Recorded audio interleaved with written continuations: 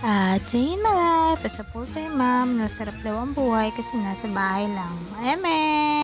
So, for today's atake, tamang linis lang above na yan ng kanilang pinagkikaan. Since kising na ang kanilang prinsipe, oras na niya para maglinis-linis. So, yan, tamang pagpag lang sa higaan, matanggal ang dapat na matanggal. So, pagpag dito, pagpag doon ang atake ng above na yan.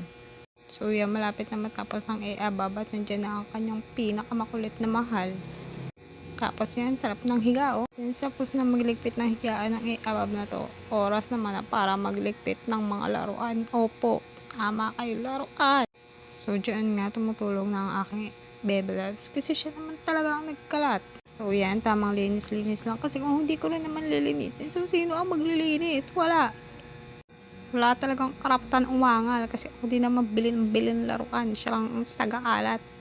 So, yun na nga, malapit na kami matapos. And super thank you sa baby ko na tumulong.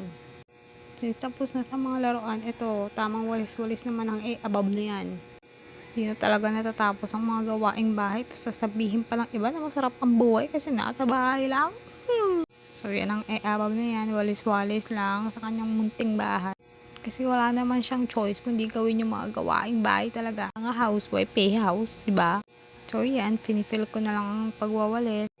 So, yan, tamang walis-walis lang sa bawat sulok para talagang matanggal ang mga alikabok sa kasulok-sulukan ng pamamahay na to. Wawalisin talaga ang dapat walisin ng above na yan. Since patapos na ang above na yan, naisipan niyan ilabas naman ang kanyang baby girls. So, yan, tinawag na niya ang kanyang baby girls at binihisan lang. So, yan, binihisan ko lang ang baby girls na yan at sabi ko, baba muna kami. Yan, tamang bababa lang para kahit paano ma-exercise naman ang tuhod na hindi laging nasa loob ng bahay. So, yan, may pa-count-count pa yan ng 1, 2, 3, 1, 2, 3. So, nito na kami sa baba. Wala, lakad-lakad lang siya dyan since wala naman siya ibang kalaro kasi wala naman kapit bahay na bata. Ayan, nililibang na lang yung sarili. Punta-punta lang siya sa flower. Yan, takbo-takbo na lang, lakad-lakad na lang. So, ayan, dyan, tamang lakad lang siya, tapos pumitas siya ng flower, pero hindi naman niya napitas kasi mahirap daw. So, yan, kaya na rin siya, umakyat kami. Pagdating namin sa loob, ito naman, nilaro ko naman siya, since wala nga siyang ibang kalaro, so kaming dalawa na lang ang maglalaro. Mag-isip-isip, bata na lang talagang above na yan. So, yan, tamang laro-laro lang sa anak. So, yan, nag-order pa siya dyan, pa-order daw ng pizza and apple and kiwi. So, yan. Tama, kunyari, ipupunta niya muna sa oven.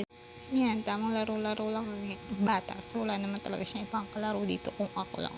Kaya, tamang laro-laro lang talaga kaming dalawa. Yan, pinapashow niya pa nga sa inyo. Meron daw siya pizza, apple and kiwi.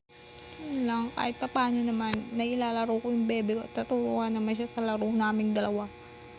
Ayan o. Punta pa siya. Tamang pakit pa ang baby loves na yan. So, yan. So, dyan, dumating na yung mga pinsan niya. Meron ulit siyang kalarong bata talaga. Yung hindi isip bata. Bata talaga, bata.